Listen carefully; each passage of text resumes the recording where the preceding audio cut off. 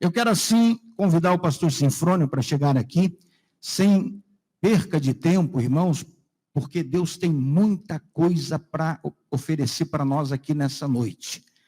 Vamos receber o servo de Deus com uma salva de palmas para Jesus? Amém, meus irmãos. É um prazer, uma alegria poder estar aqui.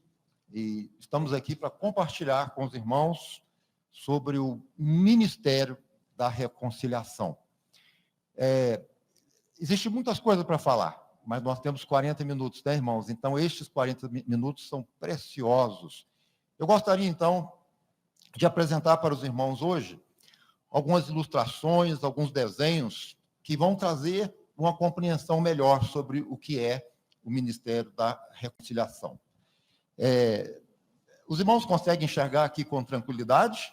Ou será que seria necessário apagar essa luz aqui do púlpito? Dá para fazer isso? Dá para fazer? Ok. Então, meus irmãos, eu gostaria de começar chamando a atenção dos irmãos para este desenho que nós temos aqui. Estão vendo? Aqui nós temos uma caixa d'água. Irmãos, estão vendo a caixa d'água? Olha aí. E nós temos também uma torneira aberta. Agora melhorou. Olha aí como ficou bom. Então, está ali a torneira aberta. Estão vendo, irmãos? E está caindo muita água nessa caixa d'água. A caixa d'água está cheia. Só que tem um porém. Essa caixa d'água, ela está furada. Olha ali o buraco. Está vendo? Ali nós temos um buraquinho ali. Então, a água chega, fica um tempo aqui na caixa d'água e depois ela acaba saindo ali pelo buraco e se perdendo. Mas a caixa d'água, ela continua cheia, porque mais água continua chegando. Eu queria, então, fazer uma pergunta. Alguns dos irmãos que estão aqui, das irmãs, você gostaria de ter uma caixa d'água dessa lá na sua casa, no terraço da sua casa? Sim ou não, irmãos? Não. Por quê? Pelo prejuízo, não é isso? Pelo prejuízo. Já pensou se chegar aquela conta lá de R$1.000 de água para você pagar por causa do prejuízo? Agora, irmãos, vamos olhar de novo ali para o nosso desenho. Essa caixa d'água parece com o quê, irmãos? Olha aí. Uma igreja. Estão vendo? Essa água que está caindo, ela simboliza almas que têm um valor eterno.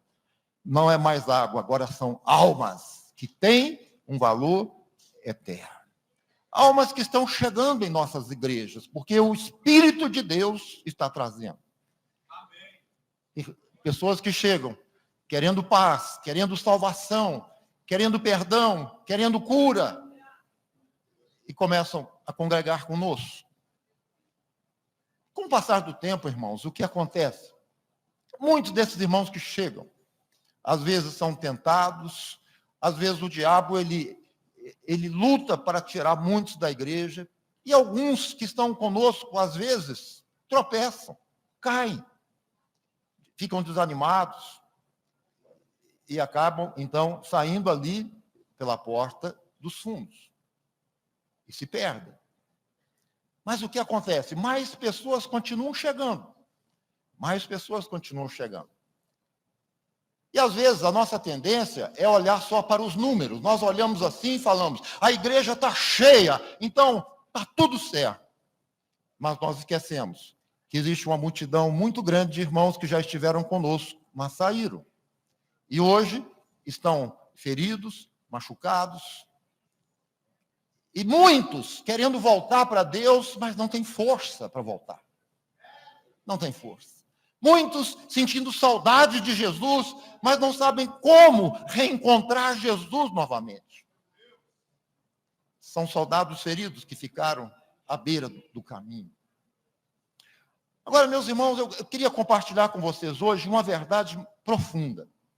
Vamos continuar olhando aqui para o nosso desenho. Satanás, o nosso inimigo, ele quer convencer a igreja de Jesus, ele quer que nós acreditemos em duas mentiras. São as duas fake news do inferno. Quais são elas? Vamos ver a primeira. O diabo quer que todos nós acreditemos nisso aqui, ó. É normal ter prejuízo de almas. É normal. A igreja é assim mesmo, muitos dizem isso. Sai uns, mas Deus manda outros, e toda a igreja é assim mesmo. Então, o diabo quer que a igreja, nós acreditemos que é normal ver estes irmãos se desviando e indo para o inferno. Ele quer que você acredite nisso. Porque se nós acreditarmos que é normal, nós não faremos nada. Entenderemos isso como algo que faz parte do desenrolar da história da igreja. Mas ainda existe uma segunda mentira, que o diabo quer que todos vocês acreditem nela. E a segunda mentira é essa: nós não temos responsabilidade para pregar para aqueles que se desviaram. Nós não precisamos pregar para eles mais. Por quê? Já conhecem a verdade, já ouviram o evangelho. Para que nós vamos pregar de novo para aqueles que já ouviram a palavra do Senhor? Então, irmãos, se nós acreditarmos que é normal perder pessoas e que nós não temos responsabilidade para buscar os que se perderam, então nós nos tornaremos uma igreja indiferente. Crentes de corações congelados, empedrecidos.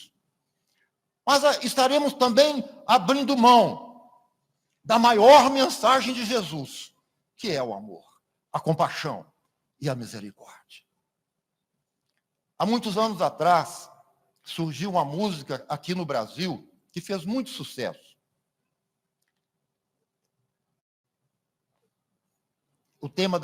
A letra dessa música que era o grande problema. E as pessoas nem percebiam o quanto a letra era terrível. A música dizia assim, ó: eu quero que você me aqueça nesse inverno. Até aí está tudo bem, né, irmãos? E como é que é o resto da música? Alguém lembra? Os irmãos lembram? E que tudo mais vá para o inferno. Essa era a música que fez um grande sucesso. Meus irmãos, se nós acreditarmos nessas duas mentiras, nós estaremos abrindo mão da teologia de Jesus, que é o amor, a compaixão e a misericórdia. E nos tornamos crentes egoístas, algo mais ou menos assim: Senhor, me abençoa, me cura, me protege, me prospera, me leva para o céu. Agora, Senhor, estes meus irmãos que estiveram aqui comigo, que saíram da igreja, que pecaram, que não querem saber de coisa alguma, eu não vou atrás deles não, que vai tudo para o inferno. O importante é que eu estou indo para o céu. Esse é o pensamento, irmãos, que muitos crentes têm. Mas como que a igreja, então, muitos de nós temos acreditado que é normal ver nossos irmãos se perdendo, indo para o inferno? Como que nós temos acreditado que não precisamos mais procurá-los só pelo fato de sabermos que eles já conhecem a verdade? Como que essas mentiras, essas fake news conseguiram entrar nas igrejas evangélicas? Irmãos, com sutileza, com religiosidade. Muitas vezes o diabo nos entrega uma mentira que está vestida de religiosidade e com aparência teológica. Vamos entender isso aí? Irmãos, eu queria apresentar para vocês hoje a cadeira da indiferença. Então, bem, aqui nós temos essa cadeira. Essa cadeira, ela representa, irmãos, a nossa zona de conforto. É aquela ideia: eu sou crente, aceitei Jesus, quero ser abençoado, mas eu não tenho tempo para evangelizar e nem para visitar pessoas, mas eu quero o céu. Então aqui o nosso irmão está na cadeira da indiferença. Se os irmãos observarem, os irmãos vão observar, deixa eu ajudar os irmãos aqui, todo mundo olhando, os irmãos vão observar alguma coisa que talvez vocês não viram ainda. Vamos lá, ó.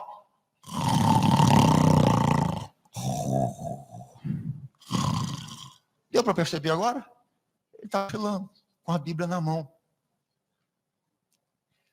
Meus irmãos, esse nosso irmão aqui, ele vive o evangelho triangular. Deixa eu explicar para vocês o que é o evangelho triangular. Então, vamos imaginar um triângulo. Então, vamos dizer que aqui nós temos a nossa igreja.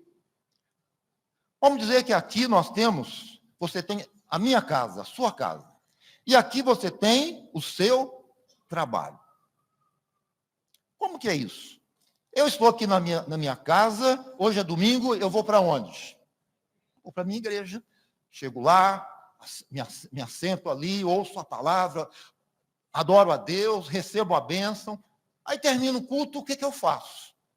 Eu volto para casa. Mas agora é segunda-feira. Eu já dormi, né? Acordei, segunda-feira. Eu vou para onde? Vou para o meu trabalho. Ou, talvez, para a sua faculdade, onde você estuda. Aí você chega no seu trabalho, você trabalha, e aí já está bem tardinho. Olha, hoje tem culto, daqui mesmo já vou direto para a igreja. Aí você vai para a igreja e participa da reunião, glorifica e adora o Senhor. E da igreja, o culto termina, você vai para onde? Para casa.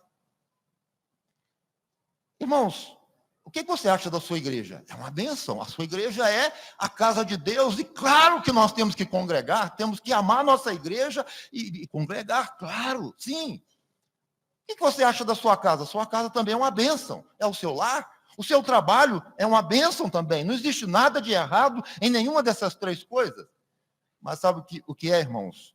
Nosso irmão aqui, ele crê que é normal ver pessoas indo para o inferno. E ele crê que não precisa ganhar almas para Jesus. Então, o que ele faz? Casa, igreja, trabalho. Casa, igreja, trabalho. Eu estou ficando até meio zonzo aqui, ó. Casa, igreja, trabalho. E olha, irmãos, tem crente que já tem 10 anos de crente, 20 anos de crente, e nunca ganhou uma única alma para Jesus.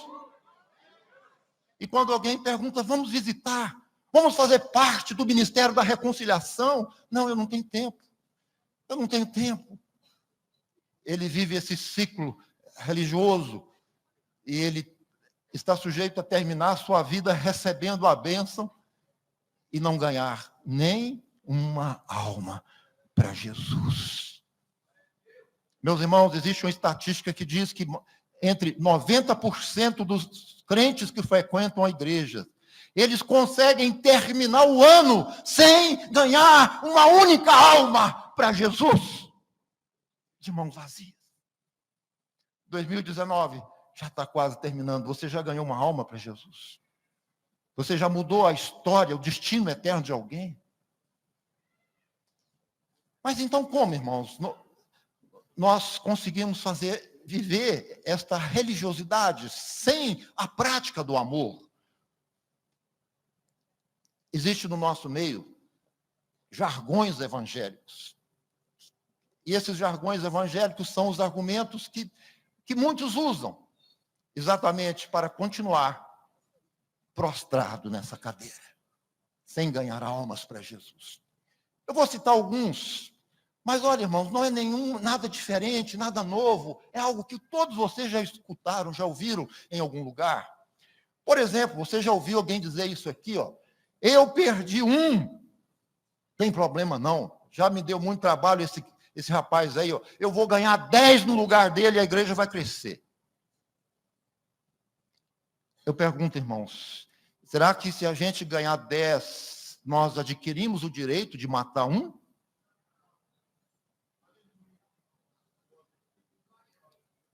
Pensa um pouquinho nisso. Vamos um pouquinho mais longe. Digamos que você seja um pai de família, uma mãe, você tem vários filhos. Aí um filho seu adoece, fica mal. Você leva ele para o médico, ele não melhora. Você tem que gastar mais dinheiro, começa a dar muito trabalho. Será que você teria coragem de pegar o seu menino doente, levar até o médico e dizer, olha, doutor, já cansei, me deu muito trabalho, vamos fazer uma coisa, doutor, mata esse menino aqui, ó, pode matar. Corta o pescoço dele, eu já cansei dele, mas não fica escandalizado comigo não, doutor, sabe por quê? Eu sou jovem, eu ainda posso gerar outros 10 filhos no lugar desse, e a minha família vai crescer muito mais ainda. Você faria isso com um filho seu? Você faria isso com um filho seu? Como que, às vezes, nós fazemos isso com um filho na fé? Irmãos, argumentos que, às vezes, nós usamos para nos justificarmos e ficarmos aconchegados nessa cadeira da indiferença. Você já ouviu alguém dizer isso aqui, ó? Eu não vou pregar o evangelho para quem já conhece a palavra, eu só prego para quem não conhece. Claro que você já ouviu. Mas então eu pergunto, qual é o texto que nos diz assim, não pregues para quem já ouviu um dia? Nós encontramos a palavra dizendo, ide por todo mundo e pregai o evangelho, fazei discípulos. Mas não encontramos em nenhum texto da Bíblia dizendo, não pregue mais para quem ouviu um dia. Não existe esse texto. Mas muitos usam argumentos como estes. Você já ouviu alguém dizendo assim, ó, eu não vou atrás desse pessoal, não. Eu vou continuar sentadinho aqui na minha cadeira, recebendo a minha bênção. Sabe por quê? É bíblico. Olha aqui o que a palavra de Deus diz. A palavra de Deus diz assim, ó, são muitos os chamados, mas poucos os escolhidos. Então, se ele saiu, se ele largou a igreja, é porque ele não era um dos nossos. Ele não era um verdadeiro escolhido de Deus. Para que eu vou atrás de alguém que Jesus não escolheu? Sendo assim, eu posso continuar quietinho aqui, só recebendo a bênção de Deus. Você já ouviu alguém dizendo assim, ó, eu não tenho esse dom. Olha, não é o meu dom. Uma vez, lá em Minas Gerais, nós fomos levar o projeto da reconciliação para uma igreja. Ali tinha um obreiro, era um rapaz forte, ele tinha aquela voz de radialista, um rapaz grande. Ele falou bem assim, eu não vou visitar os desviados, não. Mas por que, irmão? O meu dom é expulsar demônio. Ué, mas espera aí, quem expulsa demônio não pode buscar alguém que se perdeu? Meus irmãos, não é dom, é amor.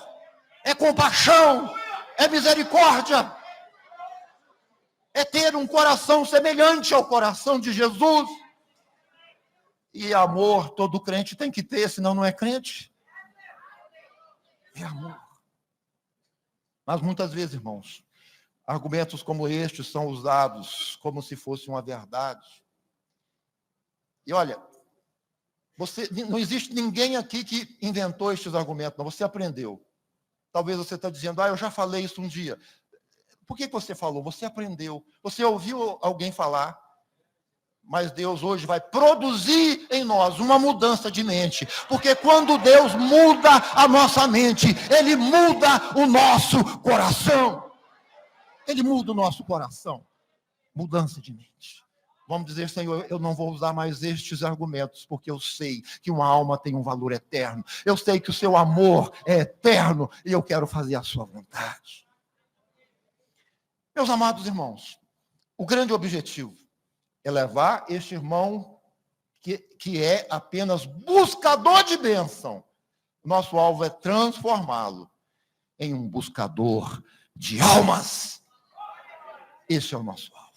Se chegarmos em uma igreja e conseguirmos fazer a igreja entender, cada um entender, eu não sou apenas um buscador de bênção, eu posso receber as bênçãos porque tenho um Pai amoroso que me ama, que me cura, que me prospera. Sim, eu posso, é o meu direito, mas eu quero ir além, eu quero ser também um buscador de almas, eu quero mudar o destino eterno de pessoas que estão indo para o inferno. Esse é o nosso alvo. Irmãos, vamos quebrar essa cadeira, ver se ele acorda. Todo mundo olhando lá para a cadeira, olha lá, nós vamos quebrar a cadeira agora. Vamos lá, irmãos? Olha só, ele caiu de perna para cima, levou o maior susto, não está cochilando mais, acordou.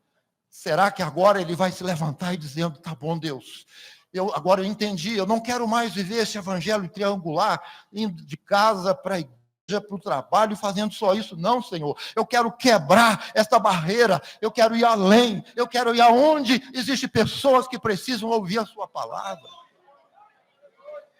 Vamos ver, irmãos, se ele vai fazer isso, irmãos. Vamos lá.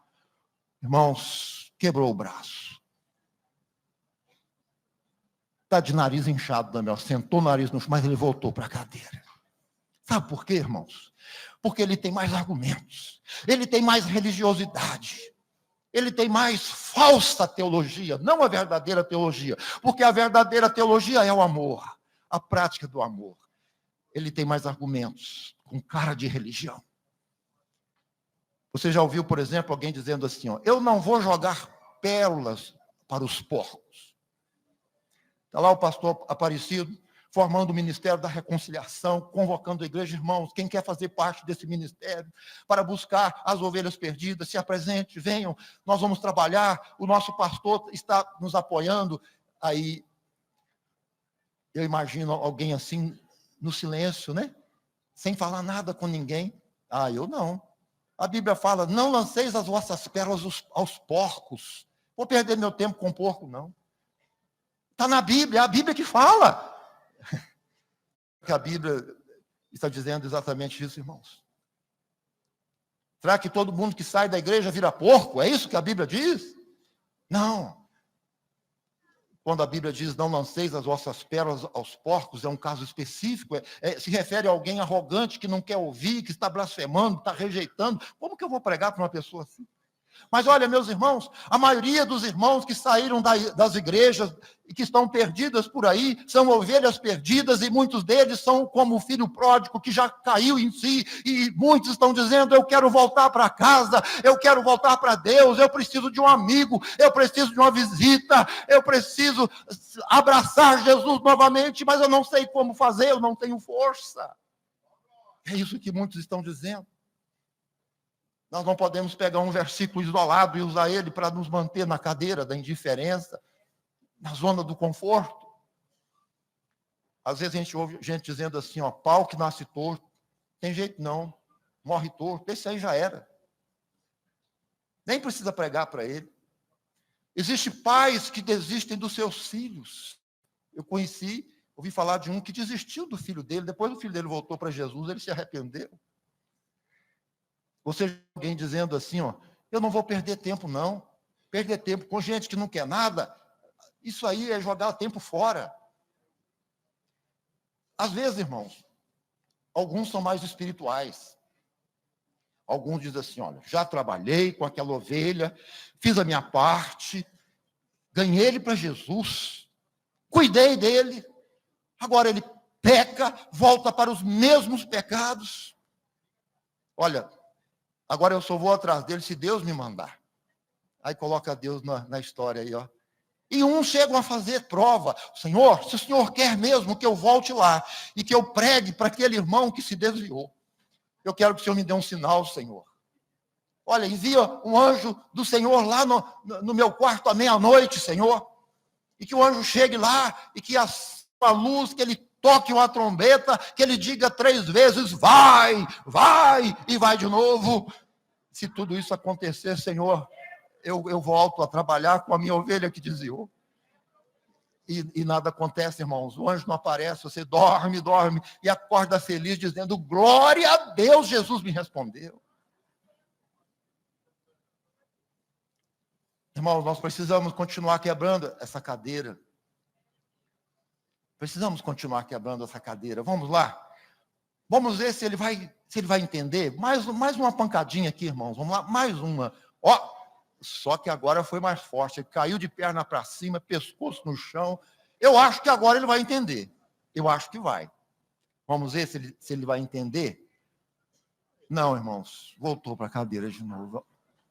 Agora está com 2 braços quebrados, o pé quebrado também. Olha o rosto dele, do olho inchado, testa machucada, mas ele ainda está lá. Sabe por quê? Ele tem mais argumento, mais religiosidade. Para ele é muito confortável acreditar que é normal ver pessoas se desviando e que ele não tem nada a ver com essas pessoas e que ele não precisa buscar essas pessoas. É mais confortável para ele receber as bênçãos que Jesus promete e ficar quietinho, vivendo a sua vida religiosa.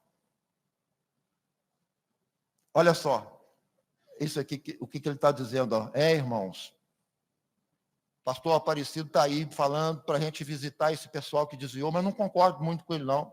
Esse povo que sai, sabe o que é, irmãos? Isso aí é a vassoura de fogo. É Jesus que está passando a vassoura de fogo na igreja. Deixa Deus fazer a obra dele. E se eu acredito nisso, como que eu vou atrás daquele irmão que Jesus varreu? Eu não sou melhor do que Jesus. Meus irmãos, quem tem vassoura é bruxa. Quem tem vassoura é bruxa. Jesus não tem vassoura de fogo, ele tem as suas mãos ensanguentadas lá na cruz do Calvário. E este sangue vertido na cruz do Calvário, ele continua sendo poderoso para lavar e purificar todos os nossos pecados. Mas muitos estão dizendo, eu não vou não, porque é Jesus que já varreu, já passou a vassoura de fogo. Irmãos,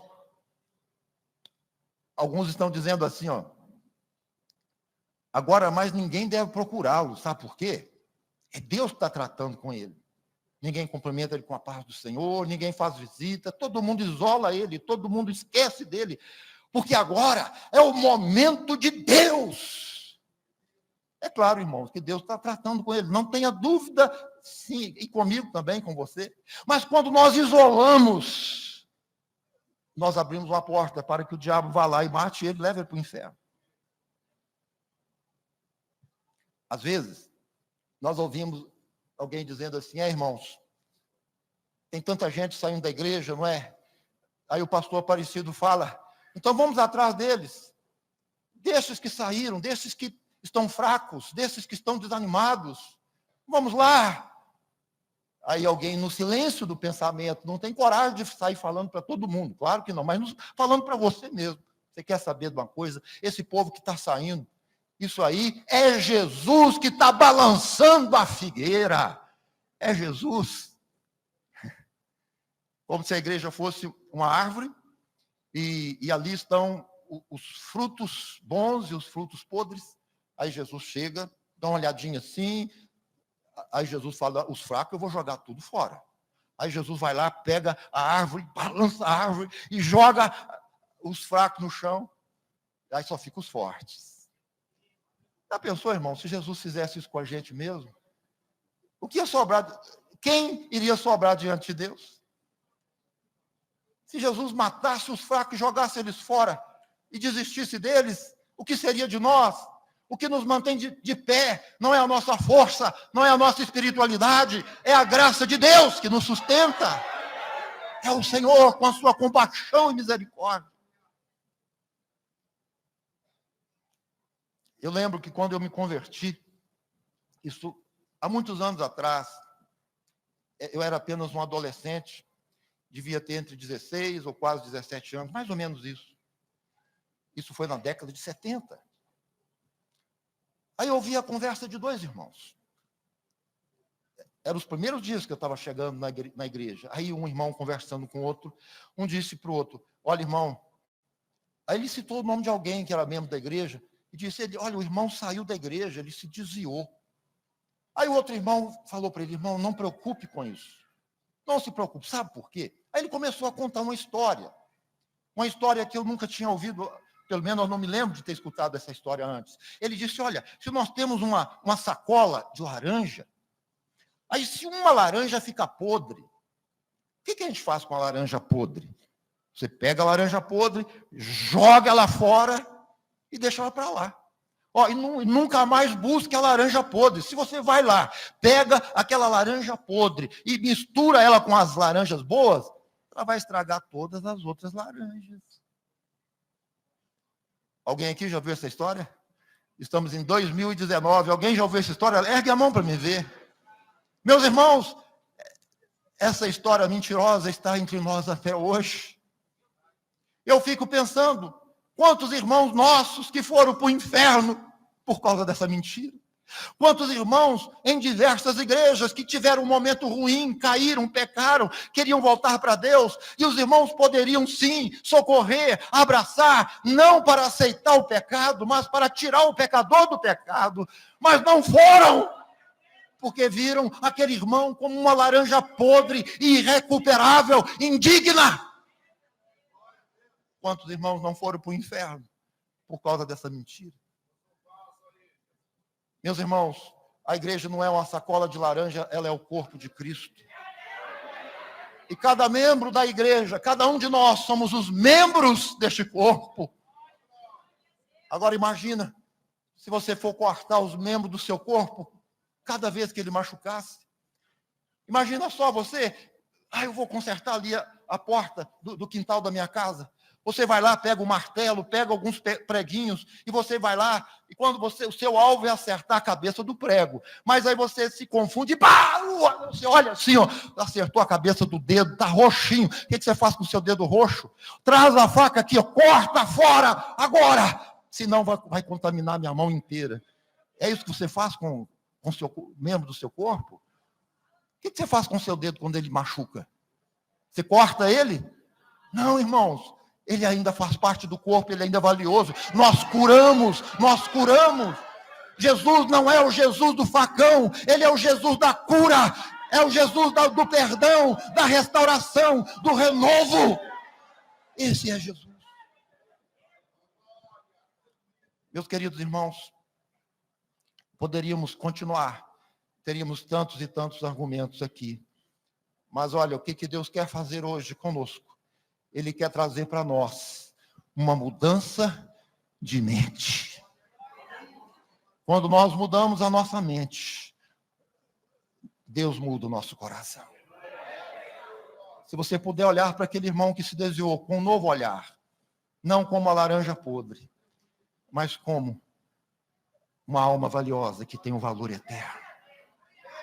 Então Deus vai fazer de você um grande ganhador de almas. Meus irmãos, o meu tempo já está quase terminando, mas eu queria terminar mostrando para vocês aqui esta pedra de ouro. Alguém consegue ver aqui a pedra de ouro? É uma ilustração, tá, irmãos? Simbolizam a pedra de ouro. Aqui nós temos, irmãos, 1 quilo de ouro. Olha aí que maravilha, olha como é que ele está brilhando, tá vendo? Digamos que você está com esse ouro na mão, e você está agora indo para casa. Esse ouro é seu. E você tem que atravessar aquele rio podre. Ali existe cachorro morto. Ali existe um mosquito da dengue. A água está verde. A água de esgoto cai por ali. A água é imunda, mas você tem que atravessar o rio. Aí agora você começa a atravessar ali em cima daquela pequena pontezinha. De repente você dá-se um descuido. Aí quando você olha assim, aí o seu ouro cai lá dentro. Aí quando você, meu Deus, eu perdi o meu ouro, ele atola naquele barro podre. Aí eu te pergunto, o que você faria? E lembrando que o rio é sujo, está contaminado, é podre. E o ouro seu, 1 quilo de ouro, atolou lá dentro. Será que você diria assim, esse rio é muito sujo, está cheirando muito mal. É 1 quilo de ouro, mas deixa ele para lá. Sabe o que eu vou fazer? Eu vou trabalhar e eu vou comprar 10 outros, vou comprar 10 quilos de ouro. E a minha riqueza vai aumentar mais ainda. Tchau. Aí você vai embora e nunca mais passa por ali. Você faria isso? Você faria isso? Você ia desistir do ouro? 1 quilo de ouro, irmãos? Vocês querem saber o que eu faria? Eu não posso ir embora. Tem um valor muito grande. Mas espera aí, está sujo. Eu não posso também me contaminar com a sujeira. Mas eu posso encontrar uma forma de recuperar esse ouro, sem me contaminar com a sujeira. E depois de muito me esforçar, finalmente eu consigo trazer o meu ouro de volta. Eu pergunto, irmãos, digamos que esse ouro ficou 10 anos dentro daquela sujeira. Ele agora volta com qual valor? Passou a ter 1 quilo? 2? Qual é o valor dele, irmãos? É o mesmo valor. Quem é resgatado da lama podre do pecado, ela não perde o seu valor. Amém. Ela não perde o seu valor. Escute mais. E o ouro que está perdido, soterrado pela podridão, ele continua sendo ouro, ele continua sendo valoroso. Não podemos desistir, porque ele tem valor. Mas agora, irmãos, eu tenho aqui comigo uma moedinha de 10 centavos. Vamos continuar com a história? Eu estou aqui com essa moedinha na minha mão. Agora eu tenho que atravessar o mesmo rio sujo, contaminado. Aí estou com a minha moedinha, de repente ela escapa da minha mão e ela se perde lá naquele rio sujo. Você faria o quê?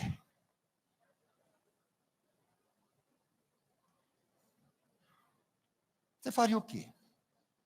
Será que você diria, daqui eu não saio mais? Eu vou atolar nesse barro sujo aqui.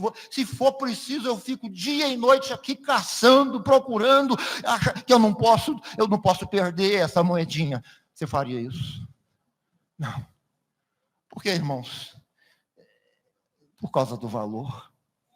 Uma moedinha dessa não compra talvez nem umas 2 balas.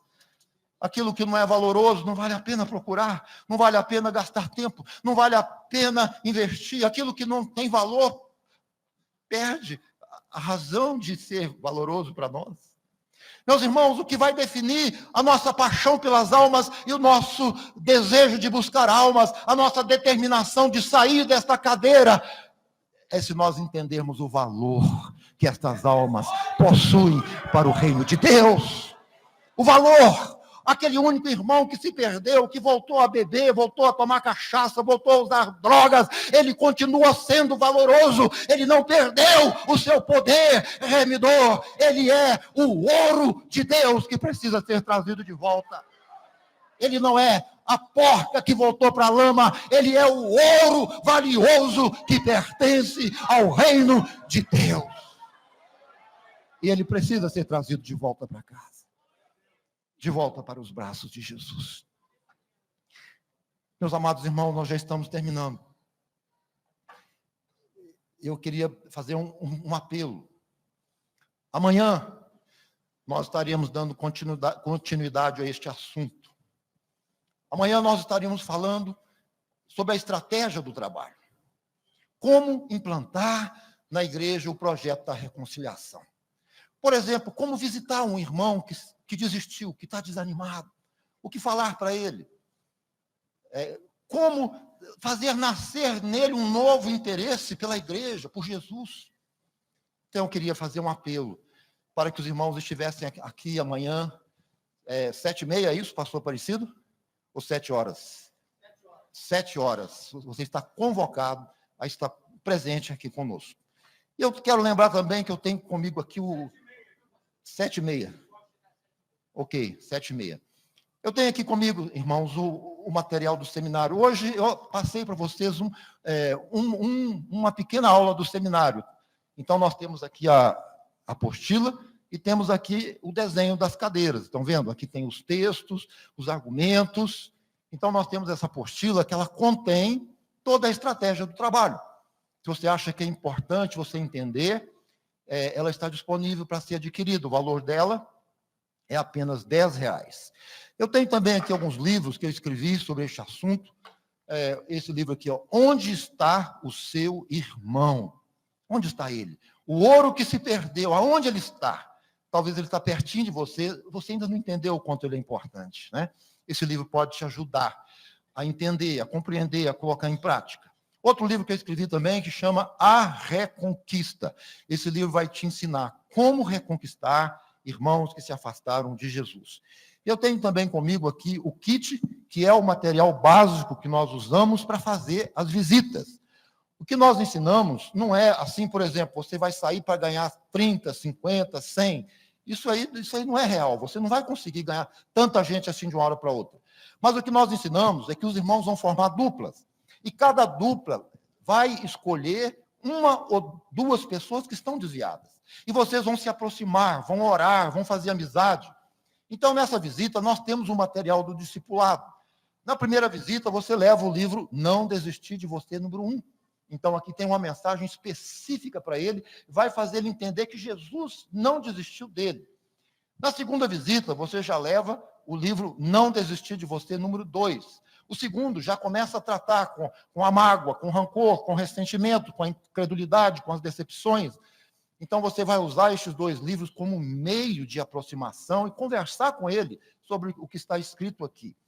Também vai ter um culto do amigo, é o dia em que os irmãos que visitaram, eles vão estar levando estes irmãos, trazendo na igreja. Então, vai ter uma pregação, o apelo, e quando eles tomarem a decisão de reconciliar, você vai estar entregando para ele esse terceiro livro, que chama Voltei, e Agora. Então, este livro, juntamente com a revista de exercício, é o material que nós usamos para discipular aqueles irmãos que estarão reconciliando e voltando para Jesus. Ok, meus irmãos, esse material está disponível, os irmãos que quiserem adquiri-lo, lá, quando terminar o culto, bem ali na saída da igreja, os irmãos poderão encontrar. E se os irmãos quiserem saber um pouquinho mais sobre o nosso projeto, você pode também entrar no nosso site, que é bem fácil de aprender, que é www.jesusnãodesistilde-você.com.br, e pode entrar também nós temos um canal lá no YouTube. Você pode assistir os cultos de reconciliação, os seminários, as palestras, adquirir material para evangelizar pessoas desviadas. É só você entrar no nosso canal. E o canal nosso, irmãos, é bem fácil de achar. É só você colocar assim, ó, Sinfrônio Jardim. Pronto, você já acha.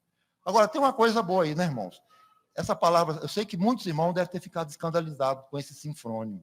Meu Deus, nunca vi falar no nome desse. Não vou falar feio, irmão, porque é demais, mas é muito estranho. E bem esquisito também, né, irmão? Mas eu já me conformei com isso. Agora tem um lado bom. Você entra lá no YouTube, coloca Sinfrônio, conhece o Jardim, acabou. Acabou, né? Não tem erro. Você não vai encontrar outro. Né? Então, se os irmãos quiserem ouvir mais, aprender mais, e quiser entrar lá para você... Se você quiser receber novas mensagens também, é só você se inscrever lá. Ok, meus irmãos? Deus abençoe vocês. Agradeço o pastor pelo tempo, pela oportunidade. E nós já estamos, então, devolvendo a palavra.